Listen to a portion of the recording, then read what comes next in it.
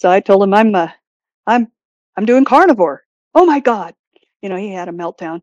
I need to write you a statin right now. You're going to give yourself a heart attack. And I go, no, I'm doubling down. Karen, how did you find carnivore? I found carnivore after keto. In 2018, I did keto for about 2.5 years, and I was pretty successful on it. Um, and of course, the whole pandemic derailed it. Somebody gave me a sourdough starter, and that was the end of it. I'm an avid cook. I absolutely love to cook. I have over 300 cookbooks on my shelves, and I love to cook and bake, and that's just my happy place. And with nothing better to do during the pandemic, I did a lot of that. But the keto diet was really good because I realized that I had a problem. I had a carb addiction. Uh, and because I love to bake breads and cookies, and um, so I was able to lose a significant amount of weight. I started keto. I was 183 pounds, and I think I was I don't know, 55, 56 years old, somewhere in there. And I got all the way down in 2.5 years' time to 139 and a size 8, but it stalled a lot. Uh, and part of the reason for that, I realize now, but I didn't know then, was that I was doing a lot of keto baking. I love cookies. I found Carolyn Ketchum on All Day I Dream About Food, and I bought a few of her cookbooks, and um, I made a lot of her stuff. What I discovered, in hindsight, for me anyway, is that those keto treats weren't doing me any favors as far as kicking sugar to the curb. I was just substituting another sweet for it. Um, and the second thing it did was it led to a whole host of other problems because of using almond flour and oxalates and things like that, which I did end up having a problem with once I went carnivore.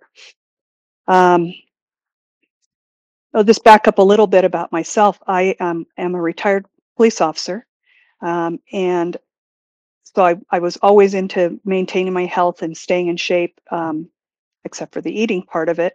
And I always thought that I could exercise my way out of whatever I ate. It kind of gave me a license to eat whatever I wanted. I would go to a spin class 6, 7 days a week. I would work out with a personal trainer. I would do all of that stuff. And it held on for a while through my 40s. But when I hit my 50s, it wasn't playing that game anymore. And my body was metabolically gone. And I needed to do something. So the keto was very helpful in waking me up to that. And during that time, I had seen Ken Berry, I think it might have been during the pandemic or just shortly before, he had talked about doing a 90-day carnivore challenge, and he ended up sticking with it.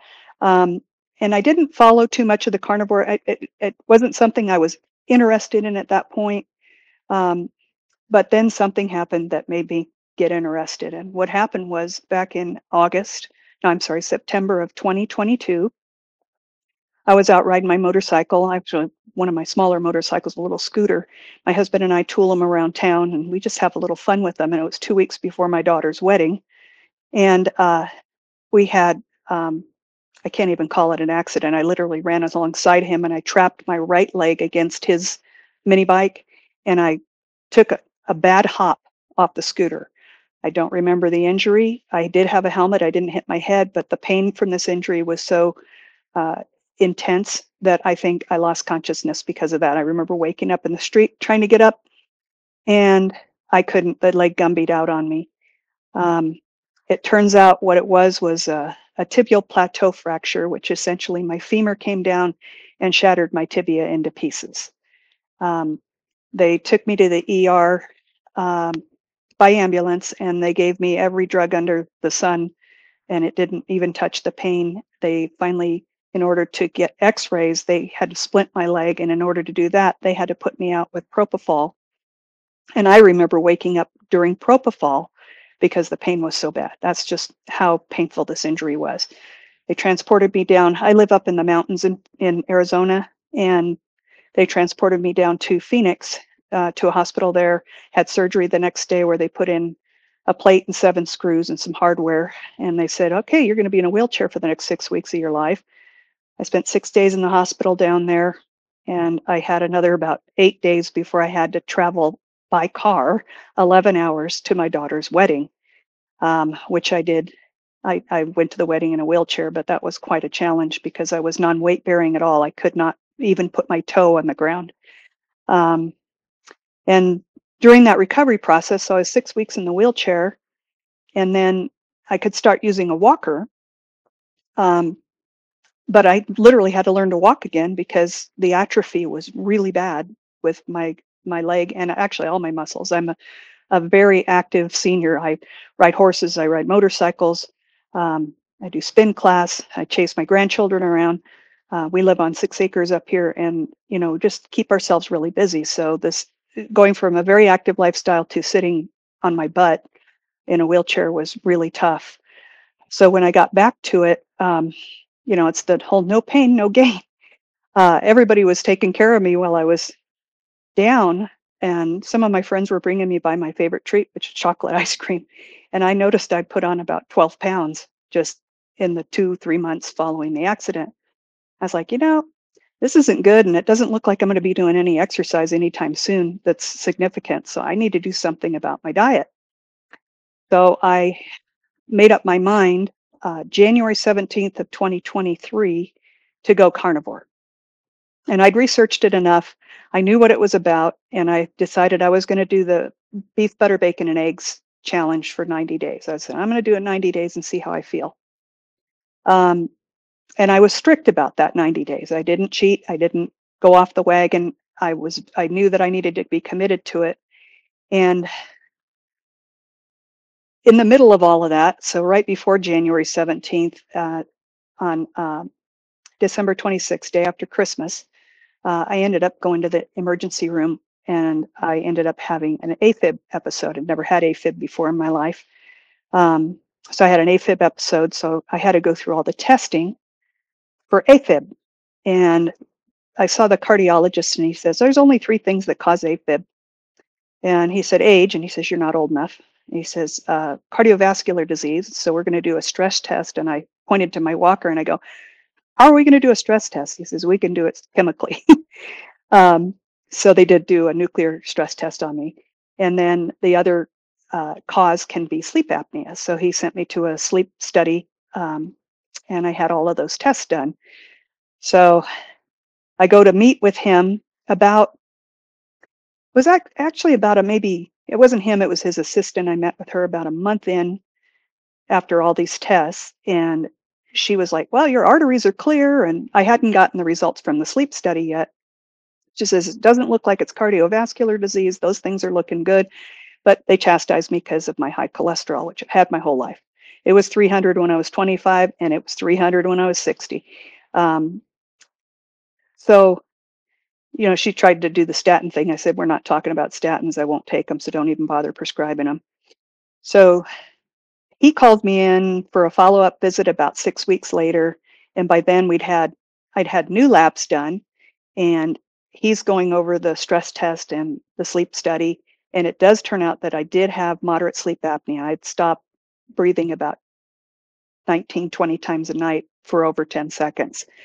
So I got onto a CPAP, which really did change my energy level, and it did make me feel a lot better. It's not the most comfortable thing to sleep with, but I'll tell you what, the payoff is so much better for me.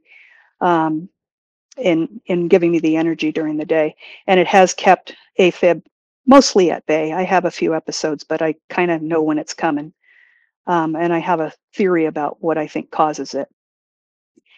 So he's going on about how clear my arteries are, and it's not cardiovascular disease, and we've got the sleep apnea under control. And then he gets to my labs, and he can see my cholesterol went from 300 to 260, but he's still trying to get his script pad out and write me a statin. And I go, we're not talking about statins.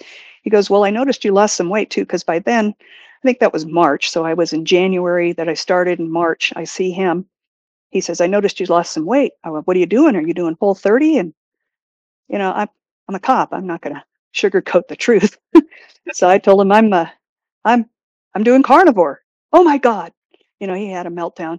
I need to write you a statin right now. You're going to give yourself a heart attack. And I go, no, I'm doubling down. He goes, I'll see you in 2 years then. So I walked out of his office and I still was just as committed to carnivore as I'd ever been because I'd already seen improvements in my A1C. I'd already seen improvements in my cholesterol and the triglycerides and things like that. I was like, you know what? I know I'm right. I'm a go with your gut kind of girl, and I know I'm right to do this. And so I committed to it. The journey morphed a little bit. Come August, I had a new granddaughter coming due, and she was born on August 26th. And I went to lunch when she was a week old with my husband, my daughter, and my new granddaughter. And after lunch, I wasn't feeling so hot. I actually had gone over to a department store nearby to go buy baby clothes because that's what nanas do. And um, I wasn't feeling well, and I thought it felt like a menstrual cramp, but it was in my back. And I was like, this doesn't feel good. And I thought maybe I just had to go to the bathroom. Well, I tried to go to the bathroom and it was worse. So I ended up getting out to my car and I didn't know what was happening to me. So I called my husband, told him where I was at. And I said, my next call's to 911 because I think I'm going to pass out. It's very painful. I can't even start the car. So they came, turned out it was kidney stone. I was passing kidney stone. I had already passed one in the hospital by the time they took me to the ER. I'd passed one there, and then they'd done an imaging, and they found another one that was 6 millimeter, and it took me another 2 weeks to pass that. In the process, of course, I'm researching. Okay, why is this happening? I run across Sally K. Norton and all of her information on oxalates and oxalate dumping. And interestingly enough, shortly before the stone hit, I had styes in my eye. I had I had crust coming out my scalp. So I was definitely in an oxalate dumping uh, mode. It took a few weeks to subside, and then I got over it. I actually ended up passing the stone the night before I was supposed to have lithotripsy to laser it and break it up and get it out. And it was the size of a pea. It was big, and I was really glad to get rid of it. And the good news is I don't have any more stones in my kidneys, but I'm not saying that I'm not clear of oxalates because I think that might have something to do with some AFib episodes that I have because there are precursors to it for me. You'll get cloudy urine or odor in the urine that's different. And when that happens, shortly after that, I will have an AFib episode. And then I did some research on that, and it does say that there's a correlation between oxalate dumping and arrhythmias. So that was something that, was a byproduct of carnivore that was not pleasant, but I think it was necessary um, in the healing process of my body. And I know those oxalates all came from my keto years when I ate a lot of spinach, I ate a lot of greens, I cooked with a lot of almond flour and almond milk. And these are all things that I found out how literally dangerous they are for me. Um, so, that was my journey up to that point with the carnivore. In the middle of trying to recover from this injury, it wasn't like I just got up out of the wheelchair one day and started walking. That didn't happen. I got up out of the wheelchair and I started learning to walk again. And being from law enforcement and having to just push your way through stuff, I was like, well, I'm just going to tough it out. No pain, no gain. Um, and the difference between an injury that causes that much atrophy and just being out of shape and going back to the gym are night and day. And I had an incident where I went out to go feed my horses, and um, I came back in and I literally couldn't walk anymore. My leg had completely failed, and I went to a massage therapist. We started working on things, and a physical therapist that works on fascia. And I had just exhausted my piriformis muscle, which is the one right under gluteus maximus. And it was just too much. So I learned that you can't push through this injury. You have to do things pretty methodically. Um, and so it was a slow go. I think I got out of the walker in maybe April. So I was injured September. I was allowed to start bearing weight in the end of October, beginning of November, and then I got rid of the walker by March or April. So it just took a while to get to that point, and still used a cane for a while, and then I finally was able to start walking on my own. My leg never did heal completely right, and I still have to go through. I just had a surgery on the 30th of January. They took out a plate and 7 screws, and the screws are 2.5 inches long. Um, it was a pretty easy recovery, comparatively speaking. But I am going to need a knee replacement. But it may not be as straightforward as getting a knee replacement because the surgeon is concerned that there might be a void in the bone because I did shatter the tibia, and he's concerned we may have to do another surgery in between to put a bone graft in. And I won't know that until the end of the month when I see him. Um, so in the recovery process, I did a lot of physical therapy. I did a lot of on my own dime, infrared sauna and massage, but it was restorative massage. It was designed to help me heal. It wasn't a go in and feel good kind of massage, but it really did help the muscles start, especially the compensating muscles, start giving me balance. I do have some level of permanent disability from this thing right now, but I'm really working on trying to get back to whole. Um, a lot of people go, well, don't you cheat? Don't you ever cheat on your diet? And to be perfectly honest, yeah, I do, from time to time. And earlier on, after the initial 90 days, there'd come a day here and there where I'd have, somebody over, or it would just be a situation where I'd be like, okay, and I had a little bit of whatever, but I never really wanted to go too far off the wagon. Um, so I made rules for myself, and these are my rules. They're real simple. If I'm on vacation, if I have out of town guests, there's no rules. I can eat what I want, guilt free, because this is the easiest diet to go back onto and get back with the program. Um, I just happened to do that. We just got back from a trip visiting my in-laws, and I they pulled out all the stops: the Japanese restaurant, the Italian restaurant, the Chinese restaurants, and I had a little bit of everything I love. My husband and I would split meals, but to be perfectly honest, I couldn't wait to get back home and get back onto my regimen and what I like to eat, that keeps me healthy, because I did pay for it, with bloating and just not feeling well. I was hungry. I was unbelievably hungry because I wasn't getting enough protein. And I was like, I don't want to feel this way. So when we got back home, first thing I did was bake a carnivore bread, and I made a bunch of bacon, and I made myself a bacon sandwich. So that was that made me happy. And then tonight I had a nice filet mignon with some bacon around it, and um, so I'm happy. And then I love to cook, like I said. So for cheating, like we're going to be going on a lot of. We're at 60. We're going to travel. We're not leaving the kids anything. We're going to spend it all and go on vacation. Um, we're going to go to Mexico. We're going to go to the Cayman Islands. We're going to go do these things. I'm going to eat within the possibilities of what's best for me, but I'm not going to limit myself. If there's something I want to eat, I'm going to eat it. And I don't drink alcohol. I never really much did. I think when I did drink alcohol, it was beer, and I only drank maybe 6 in a year. Um, Never had a soda in my life. Never liked it. Never. I couldn't even get past the smell of a soda. I've only ever drank water, and then occasionally beer. Never liked wine either. So it was just that part of this way of eating was not tough for me. Um, Dr. Berry was the one who led me to carnivore, but I have a bunch of influencers I've followed for many, many years. My stepdaughter gave me a Maria Emmerich book way back when I was keto, and I love her recipes, but I love them even more now. Her recipes are simple. Um, the ingredients aren't far out. They're easy to get, and you can satisfy yourself. And then she and her husband Craig have put together tremendous coaching. And her recipe books aren't just recipe books. I think I have 8 or 9 of them.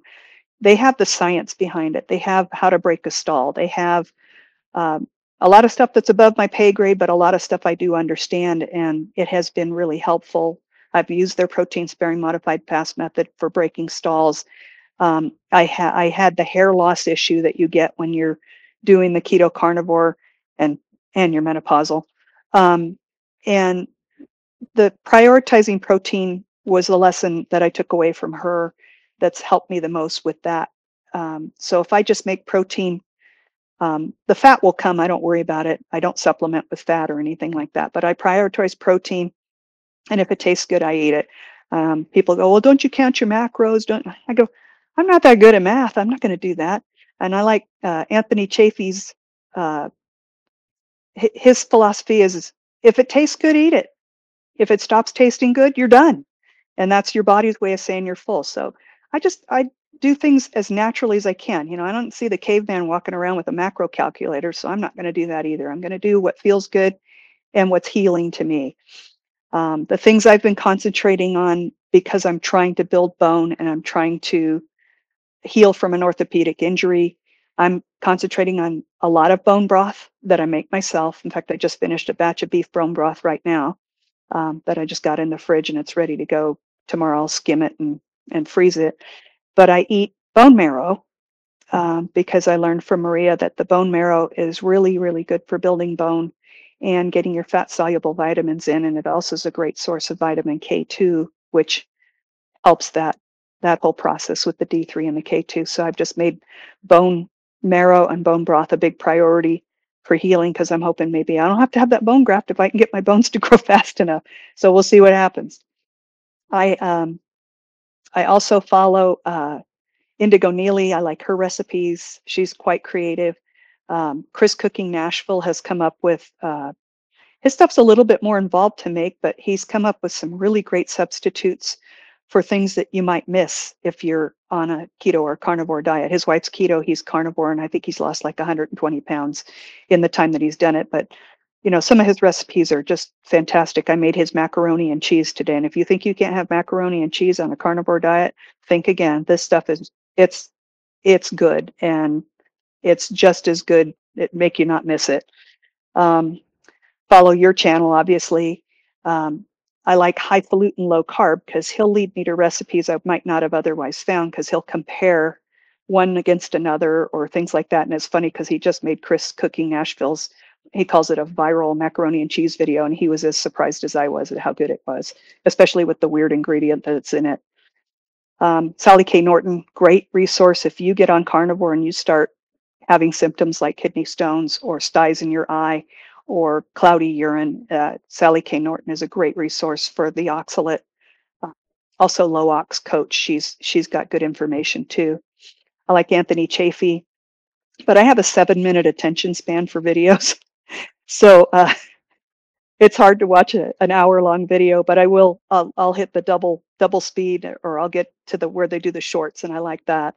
Um, Dr. Ovadia, particularly I like Dr. Ovadia because he's a heart guy, and I've got a heart condition, so that's something I like. And then Dr. Sean Baker, his stuff, it meets my attention span. His videos are all under about 6 minutes, and he covers cultural things as well, as they relate to carnivore, as well as the working out. I can't work out like that, obviously, and I also like his background because he's an orthopedic surgeon. Um, Mm. yeah, so my stats today, January 17th of 2023, I was 177 pounds, and I was in a size 16 pants. And I went down to 133, and it took me a year to get there. Um, and I balance out most of the time between 133 and 136, just depending on the day. And I don't feel restricted, cheated in any way, shape, or form. My favorite meals, I love prime rib. That's my number one. And my husband is a phenomenal barbecue guy. He smokes a prime rib, and it's the best I've ever had in my life. Counting, I've been to the House of Prime Rib in San Francisco. I have been to some of these great prime rib houses, but my husband's is the best. In fact, our anniversary's coming up, and a couple of years ago for our anniversary, no, it was last year for our anniversary. He goes, "Where do you want to go?" I go, "Right here."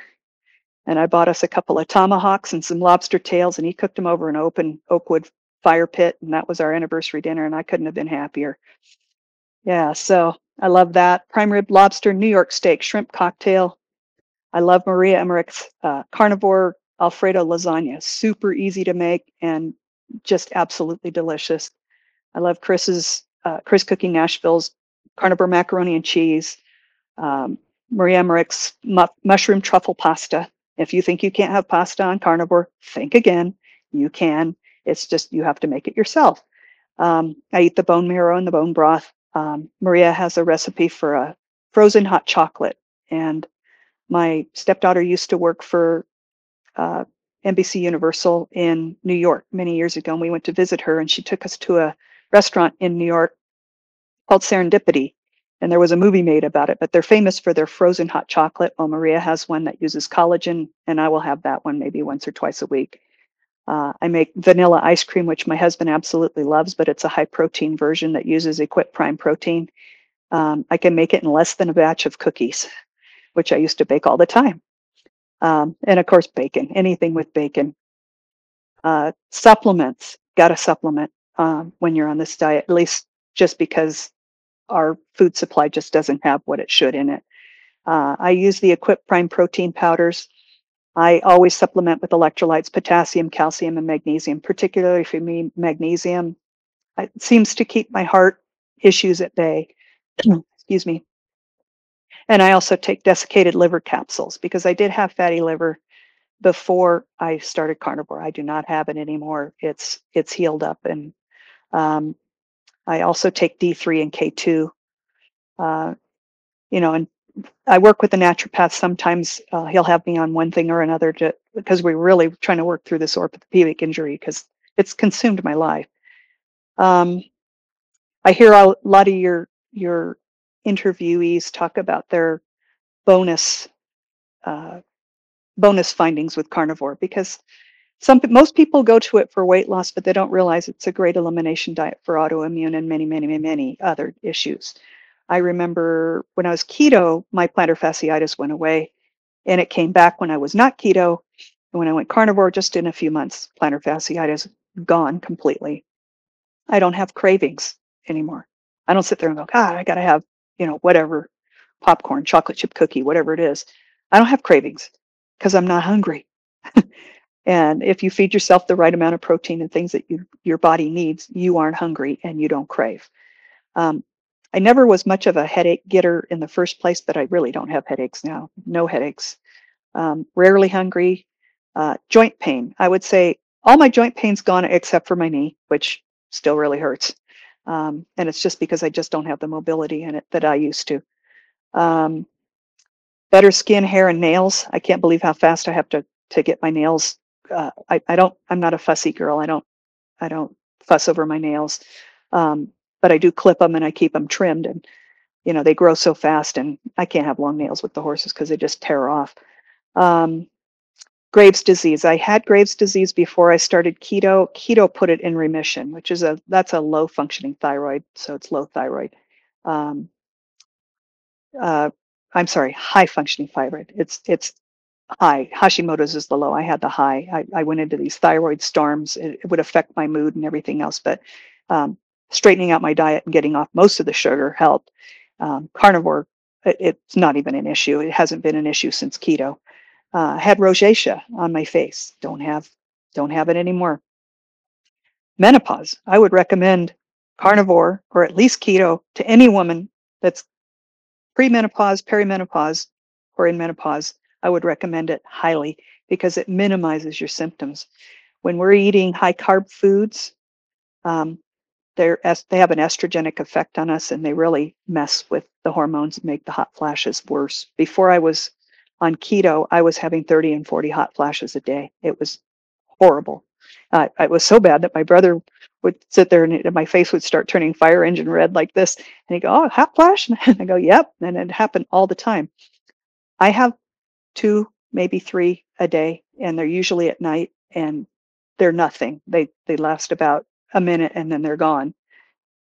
I've gone from a size 16 to a size 8 in jeans. Mental clarity. Everybody says the same thing about carnivore and mental clarity. It's because we don't have the type 3 diabetes building, which is the Alzheimer's. We don't have that building anymore. I want to say the first 3 months that I was doing carnivore, the biggest thing I noticed, and it was unexpected, and I don't know how to explain it any other way than this, but I felt my entire body was calm at a cellular level. I felt like my cells were completely satisfied, and they didn't have any stress on them from trying to digest toxins, poisons, or anything else I was putting in my body. And I did not expect that because I didn't experience that with keto, but I did with carnivore. Um, like I said, the first 90 days I was strict carnivore with beef, butter, bacon, and eggs. And then after that, I added dairy and heavy cream, sour cream, and cheese mostly. That's what I like to use. And I didn't have any issues with it, and I still use that, but in moderation. It just depends on what I'm making. Um, like I said, I love to cook. I have over 300 cookbooks. I had my own collection and I inherited my mother's, which was quite impressive. It sounds like your menu is is really good. Oh, Uh, yeah. how many times are you actually eating in a day? For me, when I first started, I really was doing the intermittent fasting and I was trying to keep everything in a 6-hour window when I was trying to lose the weight. I'm at my goal weight. I'm not as strict on that anymore. So I will eat uh, 2, maybe 3 times a day. I try and keep it between about 10 in the morning till about 5 or 6 at night. Um, and I'll eat 2, maybe 3 times a day, and it just depends on what I'm eating. The food is very nutrient dense. For me, I like to get up and do my chores, or if I'm going to work out on a spin bike or something like that, I like to do all of that in a fasted state. But when I come in, I'm hungry. I want to eat something, and I'm truly hungry. I'm not just craving something. I'm truly hungry, and I need to get some nutrition. I don't have a lot of stomach space as far as like trying to eat a lot of food, so I just eat when I'm hungry till I'm full, and then I don't eat again. My husband likes to eat more late in the afternoon, so he's the meat cooker in the house, so he cooks all of the meat, so I have to wait for him on that. But he knows that I like to eat somewhere between 3 and 5 for the meat, and so he'll go out and barbecue a steak or chicken or I'm in charge of the lobster tails, but he'll do salmon and he'll do the halibut and things like that. But um, I'll eat 2, maybe 3 meals a day. Nice. And is your husband joining you? Somewhat joining you? You know, it's funny because you know how it is with the marriage. You can't sit there and say, you should be doing this. And I would never do that to him. He has his own journey. And he's turned 70 this year. He will be turning 70 in April, and we have a trip planned for his birthday. And so he made up his mind February 15th was going to be his magic day that he was going to do carnivore diet. Um, and like all of us, I'm not going to judge because we all have our slip ups. It's a journey. You can start and then you might fall off the wagon and maybe have a beer, or you might have something you shouldn't have. But he's stuck with it, and he's already down 17 pounds, and he's only been doing it since February 15th. So I hate men because they lose weight so much faster than women. So so that's not even a month. No, he hasn't even been a month. He's lost 17 Wow. pounds. In fact, he was going through his closet today, getting rid of stuff that doesn't fit him anymore. And he's like me. He doesn't want to go back to eating the way we ate. We like this. And I'll say this much. I don't have the waste in my refrigerator that I used to have, as far as I'd get into the vegetable drawer and there'd be something that'd been in there longer than you'd care long enough to be a science experiment. I don't have that. My food goes in the freezer. When I'm ready to eat it, I take it out and I put it in the refrigerator, and then I keep eggs and cream and things like that and cheese in the refrigerator. Nothing spoils. I don't have to worry about it. And people say, "Well, it's so much expensive to buy meat." Yeah, it's so expensive to throw away vegetables too. I don't throw away meat. And then I've got 3 terriers that'll finish what I don't eat. So, um, I gotta say I have no intention of going back. In fact, this last weekend was a nice experiment because it was like I was surrounded by all my favorite foods, and I was like, yeah, I don't want to eat this way anymore. I want to go back to eating what I eat, and I'm not suffering in any way. In fact, I had a bunch of my girlfriends over right before my surgery to remove the hardware. So it was like the end of January. They were all interested. There in the New Year's resolution. They wanted to try the low carb stuff. And I said, "Yeah, I'll give a cooking demo." So we whipped up pizza and spaghetti and meatballs and bread and chicken parm. Um, just all kinds of stuff they just didn't expect. They're like, "What? We can have this and still be low carb?" And I go, "Yes, you can." So it was Wow. pretty fun, and they're all asking to do another one now. So Nice. Um, so if you were thinking about someone getting started with this, what do you think is the best way of getting started into carnivore without minimizing the amount of cravings you're going to experience? I think the first thing is mentally you have to get started before you physically get started. You have to commit And I tell people minimum 30 days, but try for 90. If you can commit to 30, you can do 90. But if you commit, you need to commit 100%. You need to say, you know what, I'm going to, and you need to have a plan. So I would say, first mentally commit to it. And then when you do start carnivore, expect the first 2 weeks to be a little bit rough, depending on how addicted you are to sugar or alcohol or whatever it is that's throwing you off the rails. And then the biggest thing that leads people to a commitment is their why. Why are you going to do it? Are you doing it because you're fat and you don't like how you look in the mirror? Are you doing it because you hurt? Are you doing it because you have an autoimmune disease? Are you doing it because you had an orthopedic injury and you need to not put on weight because you got to get better and you can't exercise? Find your why and commit to yourself. And I think once you do 90 days, I think from there, it gets a lot easier. 30 days, it'll get easier, but 90 days for sure will get easier. And for me, I landed at uh, that coined term ketovore. I think Nisha Berry coined the term ketovore. I like carnivore, but I like to cook with herbs and aromatics. So I'm not a beef and salt girl, but I like to use, I'll put onions in my bone broth, when I make it. I don't eat the onions, but I'll put it in the bone broth. Or if I'm making meatballs or things like that, there'll be a little bit of onion or a little bit of garlic in there. If I make uh, the carnivore fried rice, I'll put a little bit of green onion in there. So as far as vegetables, that's about as far as I go with it. So that's my only plant-based stuff that I put in my face. I do use macadamia nut milk to keep the fat down instead of like making a cup of the hot chocolate, high protein hot chocolate, and using full fat cream. I'll use half cream and I'll use half macadamia nut milk, and I do the same thing with the ice cream that I make. And I found that the macadamia nut milk is not as laden with oxalates as almond milk or hemp milk or any of those other ones. So that's why I use the macadamia. And that was a recommendation for Maria. I told her, I said, hey, I'm concerned about oxalates. What do I use? And she had given me that one. So I would just say, find your why, commit to it, and um, you won't look back. Karen, if people want to reach out to you, do you have a YouTube or an Instagram or anything like that? I'm on Facebook, but I'm not, I don't use Instagram, but I use Facebook, and it's just Karen Ford Martinez. Thanks for coming on and sharing your story, and I hope you'll come back in a few months and let us know how things are going. Oh yeah, sure. I got to do some more follow up on my leg and see where we're going to go with that. But I definitely think my healing is going better because of the carnivore diet than it would otherwise. So I think for anybody with an orthopedic injury, my number one advice would be go to the store, get the bone marrow, start eating it, and make yourself your homemade bone broth and get those minerals in your body, because that's what's going to help you build bone and help you heal from it.